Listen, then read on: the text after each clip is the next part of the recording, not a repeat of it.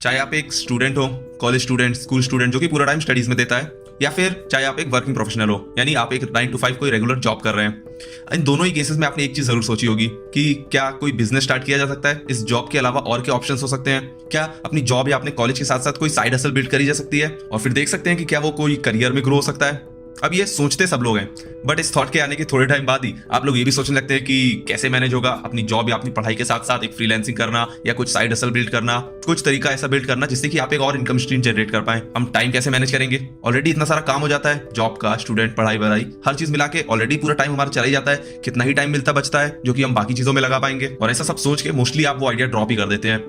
Actually मैंने जब अपना फ्रीलांसिंग करियर स्टार्ट किया था तो मैं कॉलेज स्टूडेंट ही था, तो मैं कॉलेज में अपना पूरा टाइम देता था, अपनी पढ़ाई को टाइम देता था, उसके साथ साथ मैं यूट्यूब चैनल भी कंटिन्यू करता था। तो इसमें जो मेरे पुराने वीडियोस पड़े हुए हैं वो मेरे कॉलेज के टाइम से चलते आ रहे हैं। तो मैं अपने कॉलेज के साथ साथ एक अपना यूट्यूब चैनल रन करता था, और उसके साथ साथ ही मैंने फ्रीलांसिंग को as a career option start किया था। एंड एक्चुअली मैंने जब इसको स्टार्ट किया था तो मुझे पता भी नहीं था कि मैं इसको एज अ करियर परस्यू करूंगा कि नहीं, but I just want to give it a shot. मैंने एक मौका दिया अपने आप को, मैंने कुछ नया एक्सप्लोर करने के लिए, कहीं पे अपना टाइम इन्वेस्ट करने के लिए, और साथ साथ थोड़े पैसे भी कमाने के लिए इसको एक ट्राई देने का काम किया। And see, it worked out. आज मैं अपनी मर्जी के हिसाब से काम कर पाता हूँ। ये काम मुझे बहुत ज्यादा पसंद है, मैं इंजॉय करता हूँ, एक्साइटेड रहता हूँ हर एक अगले दिन में काम करने के लिए। एंड मैं एक्चुअली इतना पैसा कमा रहा हूँ कि मैंने तो कभी नहीं सोचा था कि मैं इस एज में वो कमा पाऊंगा।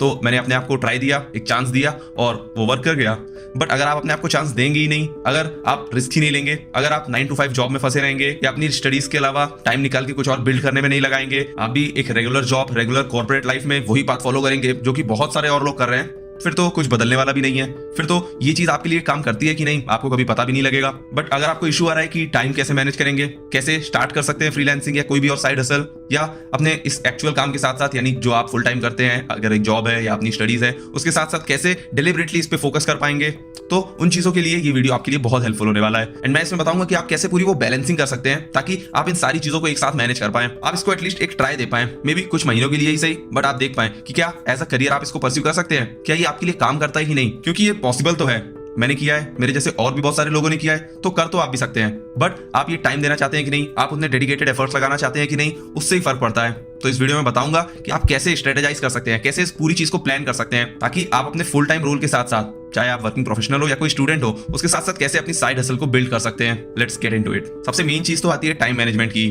जब आप अपनी फुल टाइम जॉब के साथ साथ या अपनी स्टडीज के साथ साथ साइड हसल बिल्ड करने चलते हो, तो टाइम आपके लिए सबसे ज्यादा वैल्यूएबल हो जाता है कि आप कितना टाइम किस चीज में लगाओ, कैसे अपने टाइम को मैनेज करो ताकि आप दोनों चीजों को फिगर आउट कर पाओ, दोनों चीजों में एक्यूरेट एफर्ट्स लगा पाओ, ताकि कोई भी चीज इम्बैलेंस ना हो जाए। एंड टाइम मैनेज करने का सबसे बेसिक बट सबसे इफेक्टिव तरीका है अपने कैलेंडर को, अपनी टू डू लिस्ट को मैनेज करो। तो आपको अपने काम को प्रायोरिटाइज करना होगा, डेली बेसिस पे अपने आप को टास्क देने होंगे कि जो आपका टाइम अपनी फुल टाइम काम में जाता है या अपनी स्टडीज में जाता है, उसके अलावा जो एक्स्ट्रा टाइम आपको बचता है, जो कि आप डेडिकेटेड इसमें इन्वेस्ट कर सकते हैं, उसमें आप क्या क्या काम करेंगे। तो सपोज आप दिन का अगर 2 से 3 घंटा इन्वेस्ट कर सकते हैं, तो आपको डेली बेसिस पे ऐसे टास्क लिखने होंगे अपने लिए जो कि आप नेक्स्ट डे करने वाले हैं। तो जैसे आज आपने नेक्स्ट डे के टास्क के लिए लिखा कि मैं ये ट्यूटोरियल देखूंगा, इसको कंप्लीट करूंगा, मैं इस क्लाइंट के काम जो कि मुझे नेक्स्ट वीक डिलीवर करना है उसका ये पार्ट कर लूंगा, मैं क्लाइंट्स को रीच आउट करने के लिए एक स्पीच रेडी कर लूंगा। ऐसे छोटे छोटे टास्क जो आप 3 से 4 घंटे के स्लॉट में कर पाए, सॉरी 2 से 3 घंटे के स्लॉट में कर पाए, वो आपको नोट डाउन करने हैं ताकि नेक्स्ट डे आपको एक्जैक्टली पता होगा आपको क्या काम करना है, और आपको सोचने में वो टाइम इन्वेस्ट ना करना पड़े, सोचने में वो टाइम वेस्ट ना करना पड़े कि मैं अगला काम क्या करूं, मेरे पास लिमिटेड समय बचा हुआ है तो उसमें मैं क्या फिट इन कर सकता हूं।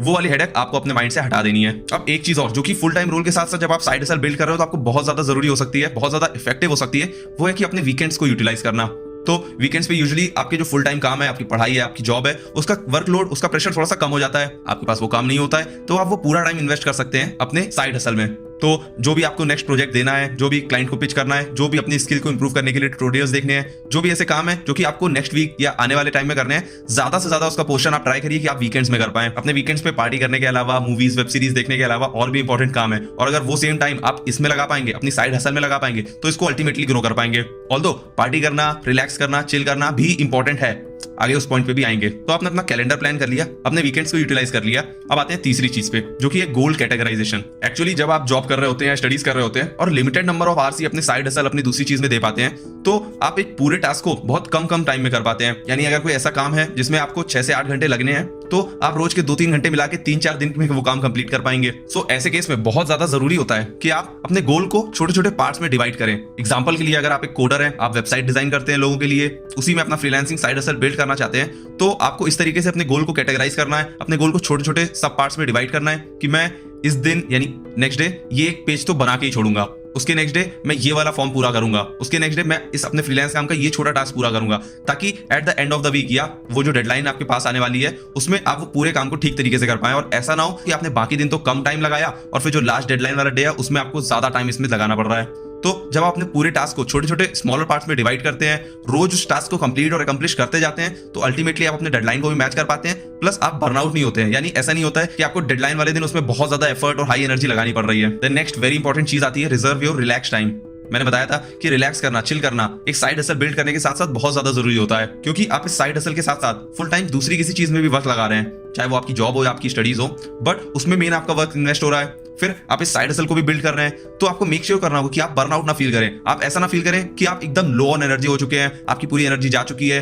और नेक्स्ट डे ऐसा ना हो कि आप अपने फुल टाइम काम में भी टाइम नहीं दे पा रहे हैं और अपने साइड हसल में भी। इसलिए आपको अपनी एनर्जी लेवल्स को मेंटेन करने के लिए रिलैक्स टाइम को भी रिजर्व करना होगा। आप जब अपने कैलेंडर को, अपनी टू डू लिस्ट को प्लान कर रहे होंगे, जो कि पहला पॉइंट ही था, तो आपको स्पेसिफिकली ये मेंशन करना पड़ेगा कि आप क्या टाइम अपने काम में या अपनी पढ़ाई में लगाएंगे, अपनी स्टडीज में लगाएंगे, क्या टाइम आप अपने साइड हसल में लगाएंगे, और स्पेसिफिकली क्या टाइम आप अपने रिलैक्स के लिए यूज करेंगे। यानी उस टाइम में आपको कोई परवाह नहीं करनी है, आपको रील्स देखनी है, आपको यूट्यूब की वीडियोस देखने हैं, आपको दोस्तों से बात करनी है, आपको मूवीज वेब सीरीज देखनी है, पार्टी वार्टी करनी है, बाहर सोशलाइज करने जाना है, हर चीज आप कर सकते हैं, बट आप मेक श्योर करिए कि वो एक स्पेसिफिक टाइम स्लॉट के अंदर हो और वो आपने प्लान किया हुआ हो। अब ये चीज जरूरी इसलिए भी है क्योंकि जब आप 2-3 काम एक साथ कर रहे हो, वो भी ऐसे जिसमें कि आपका बहुत ज्यादा एनर्जी जाने वाली है, तो आपको अपने एनर्जी लेवल्स को मेंटेन करना होता है, मैनेज करना होता है, अदरवाइज वो आपके लिए एग्जॉस्टिंग हो जाएगा। आप 1 हफ्ता 2 हफ्ता इस तरीके से काम कर पाएंगे, उसके बाद क्योंकि आप लो ऑन एनर्जी हो गए होंगे, ना ही आप ठीक तरीके से अपना पूरा फुल टाइम काम या अपनी पढ़ाई में ध्यान दे पाएंगे, और ना ही आप अपने पूरे अच्छे एनर्जी से अपने साइड हसल को बिल्ड कर पाएंगे। एंड ये मेक श्योर करने के लिए कि आप अपने एनर्जी लेवल्स को ठीक तरीके से मेंटेन कर रहे हैं, आपको मेनली 2 चीजें करनी होती है। फर्स्ट इसके आपको अपने आवर्स को आइडेंटिफाई करना होता है, यानी आप अपने साथ बैठेंगे,